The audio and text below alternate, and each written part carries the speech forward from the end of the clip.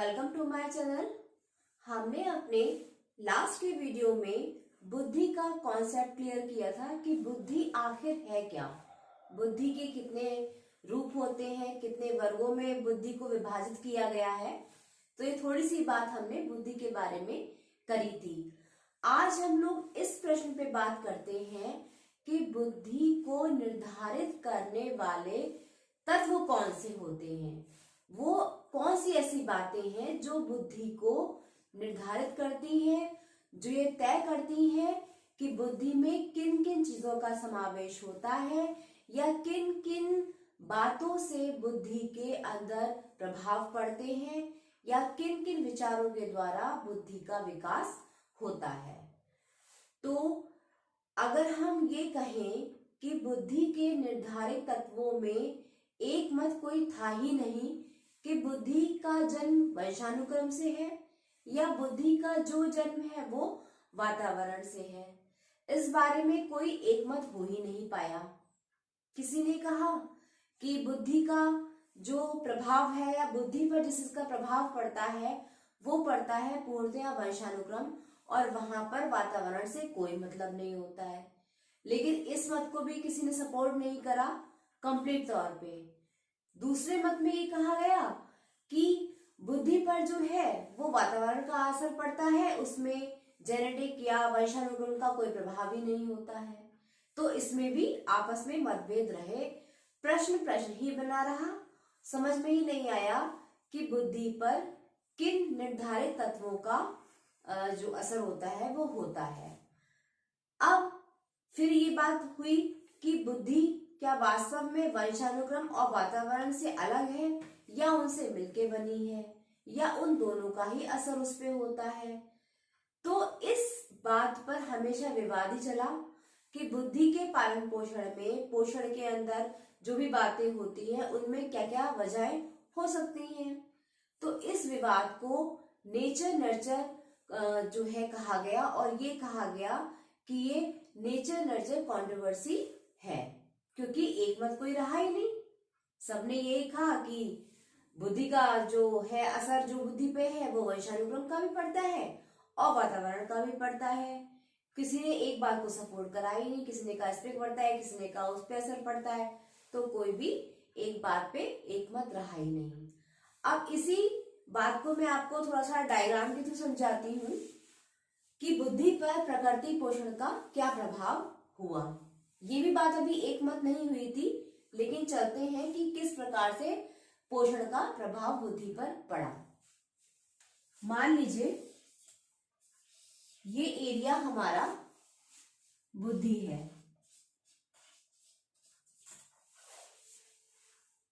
इस पे जो असर पड़ रहा है वो पड़ रहा है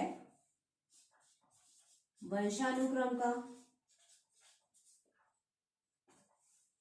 और बुद्धि पे जो असर पड़ रहा है दूसरा वो पड़ रहा है किसका, वातावरण का। यानी कि इस पूरे कॉन्सेप्ट में बुद्धि के अंतर्गत वंशानुक्रम और वातावरण दोनों ही अपना अपना असर डाल रहे हैं।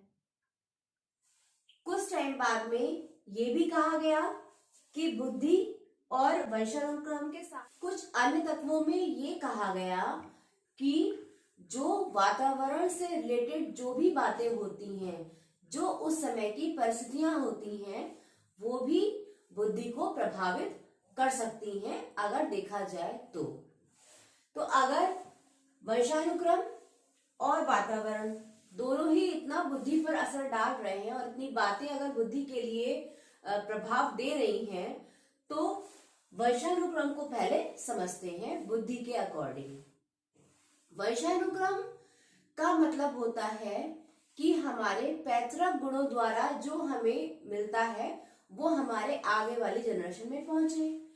तो जब इस पे जो अनुसंधान करे गए और जब खोज करी गई या कुछ निष्कर्ष निकाले गए तो ये समझ में आया कि वाकई में बुद्धि पर वंशानुक्रम का असर पड़ता है।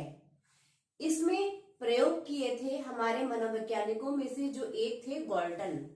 गॉल्टन ने कहा कि जब बुद्धि पर वंशानुक्रम का असर पड़ता है तो एक परिवार के कुछ लोग नहीं बल्कि कुछ अधिक लोग एक ही बुद्धि के होते हैं। ये बात उन्होंने अपने निष्कर्षों के आधार पर निकाली थी। फिर उन्होंने ये भी कहा कि बुद्धि में जो भी गुण होते हैं वो सबसे ज्यादा वंशानुक्रम से ही आते हैं। कुछ रिसर्च उन्होंने किसी एक परिवार पर करी और उन्होंने ये देखा कि जो बुद्धि का जो गुण है वो एक ही परिवार के कई लोगों पर एक साथ हुए और उसमें रक्त संबंधों का संबंध मिला। तो उन्होंने इस बात को बिल्कुल ये बात तय कर दी कि बुद्धि में वंशानुक्रम की मात्रा होती है, वंशानुक्रम के द्वारा ही बुद्धि का निर्धारण होता है। तो इस तरीके से उन लोगों ने ये माना कि बुद्धि का पूरा जो भी आपका उत्तरदायित्व है, बुद्धि अच्छी होना या बुद्धि खराब होना या बहुत ही जो भी बुद्धि का जो भी फैक्ट होते हैं वो सारे डिपेंड करते हैं वंशानुक्रम पर। अब दूसरी तरफ अगर हम वातावरण की बात कर लेते हैं तो वातावरण में ये बात कही गई कि बुद्धि के जो भी प्रभाव होते हैं वो वातावरण से ही प्रभावित होते हैं। अब क्यों होते हैं उसके बारे में भी कई लोगों ने अपनी बातें कही। उन्होंने ये कहा कि जब वातावरण सही मिलता है, जब वातावरण का प्रभाव बच्चे के माइंड पर पड़ता है, तभी बुद्धि का अच्छा होना या तय या जो उसका निम्न स्तर होना समझा जाता है। इस पे भी कई निष्कर्ष निकले, कई बातें हुई। उन्होंने वातावरण को लेते हुए बात करी तो उन्होंने भी ये बात करी कि 75 to 80% जो बात है वातावरण से ही बुद्धि के विकास में पाई जाती है और बाकी जो कुछ परसेंट है वो वंशानुक्रम का असर होता है उस पे। तो एक मत जो बना वो बना वंशानुक्रम का और जो दूसरा मत बना वो बन गया वातावरण का। अब उसके कुछ टाइम के पश्चात कुछ रिसर्च हुई और जो मनोवैज्ञानिक है उन्होंने ये कहा कि बुद्धि के लिए वंशानुक्रम और वातावरण इन दोनों की अंतःक्रिया जब होती है तभी बुद्धि का निर्माण होता है, तभी बुद्धि का एक जो कॉन्सेप्ट है वो बनकर तैयार होता है, तभी एक बुद्धि का प्लेटफॉर्म बनके तैयार होता है। वो कैसे होता है इसको भी समझिए। जो मनोवैज्ञानिक बुद्धि परीक्षणों में संलग्न थे उन्होंने ये कहा कि जो बुद्धि पे प्रभाव पड़ता है वो पड़ा वंशानुक्रम का, और जो वैज्ञानिक हमारे मनोवैज्ञानिक अधिगम सिद्धांतों पे आधारित अपनी बातें कहते थे या अपना तर्क प्रस्तुत करते थे उन्होंने ये कहा कि बुद्धि का उत्पन्न या बुद्धि का विकास जो है वो वातावरण से होता है। इसके बाद जो प्रजनन शास्त्र है या तर्क शास्त्र है या जो भी अन्य शास्त्रों के जो मनोवैज्ञानिक थे, जीव रसायन शास्त्र है, उन मनोवैज्ञानिकों ने आगे जाके इस पर अपना अनुसंधान किया और फिर ये निष्कर्ष निकाला कि जब वातावरण और वंशानुक्रम दोनों की अंतःक्रिया होती है तब बुद्धि का निर्माण होता है और तब बुद्धि का विकास होता है। कोई एक आप मत नहीं आप सही कह सकते और ना ही एक मत को आप गलत कह सकते हैं, बल्कि वातावरण और वंशानुक्रम दोनों ही बुद्धि के लिए बहुत जरूरी होते हैं और दोनों की ही जब अंतःक्रिया होती है, जब दोनों की अंतःक्रिया होती है तब बुद्धि का निर्माण होता है। तो इस तरीके से बुद्धि के अंतःक्रिया की बात और बुद्धि में किस किस निर्धारित तत्वों का योग होता है उन सब बातों पर ये निष्कर्ष निकाल लिया गया कि फाइनली बुद्धि का निर्धारण वंशानुक्रम और वातावरण दोनों से होता है। अब बुद्धि के बारे में कई सिद्धांतों का भी प्रतिपादन हुआ कि बुद्धि कितने टाइप की होती है, उसमें भी मनोवैज्ञानिकों ने अपनी अपनी राय प्रस्तुत करी, जिसमें इतने सारे सिद्धांत बनकर निकल के आए। जिसमें पहला था एक कारक सिद्धांत यूनिफैक्टर थ्योरी, द्विकारक सिद्धांत आया बुद्धि का टू फैक्टर थ्योरी, बहुकारक सिद्धांत आया बुद्धि का, वो था आपका ट्राइपोलर करके था, तो वो ऐसे कारक सिद्धांत बना था।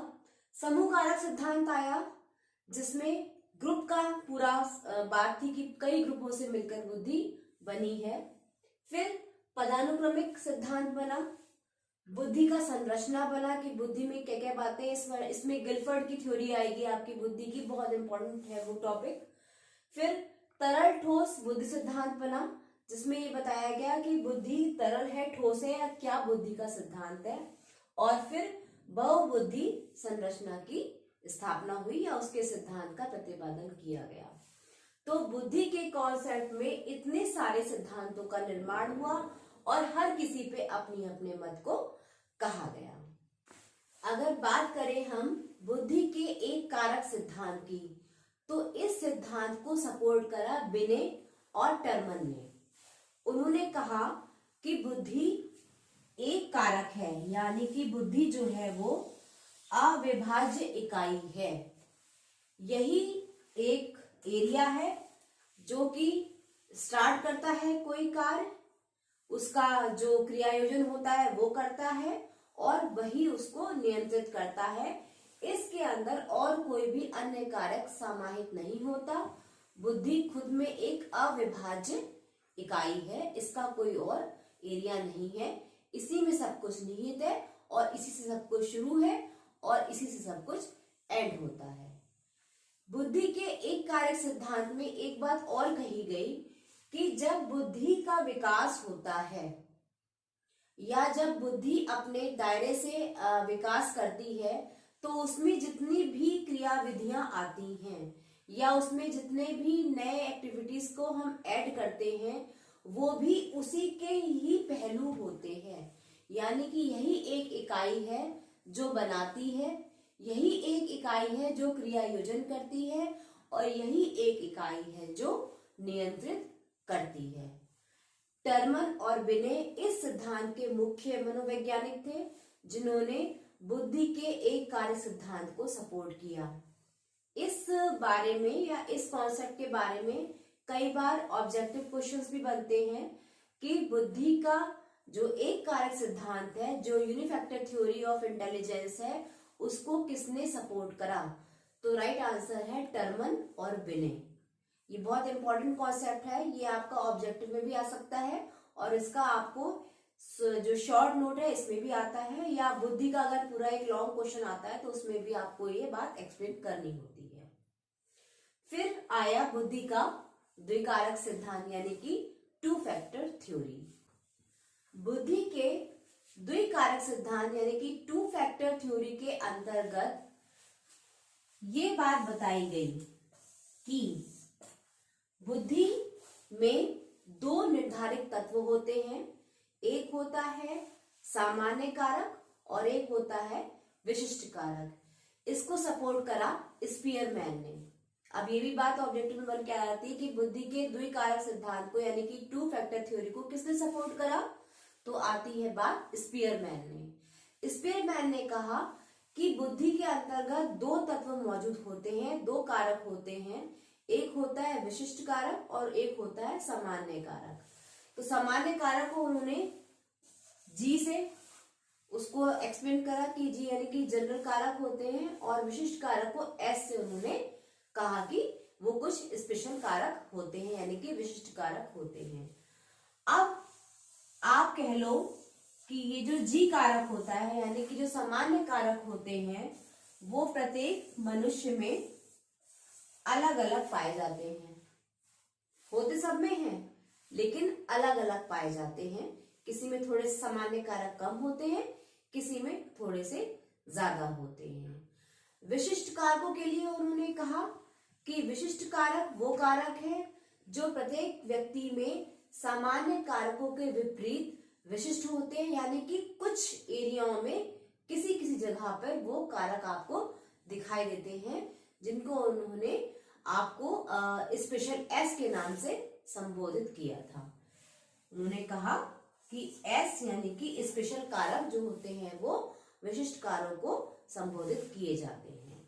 इसमें उन्होंने ये बात कही कि जब सामान्य कारक व्यक्ति की बुद्धि में काम करता है, जब सामान्य कारक व्यक्ति की बुद्धि में सहायता करता है तो जरूरी नहीं है कि किसी एक एरिया को कहे या किसी दूसरे एरिया को कहे, यानी कि ये सामान्य कारक भी व्यक्ति की गतिविधियों में अलग अलग जगहों पे अलग अलग तरीके से अपना कार्य कर सकते हैं।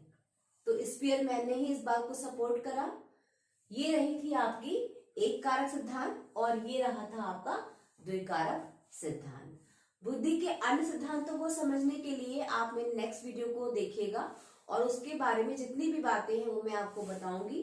तो मेरे चैनल को यूं ही लाइक करिए, शेयर करिए, सब्सक्राइब करिए और बुद्धि के इस कॉन्सेप्ट को आगे बढ़ाइए। Thank you.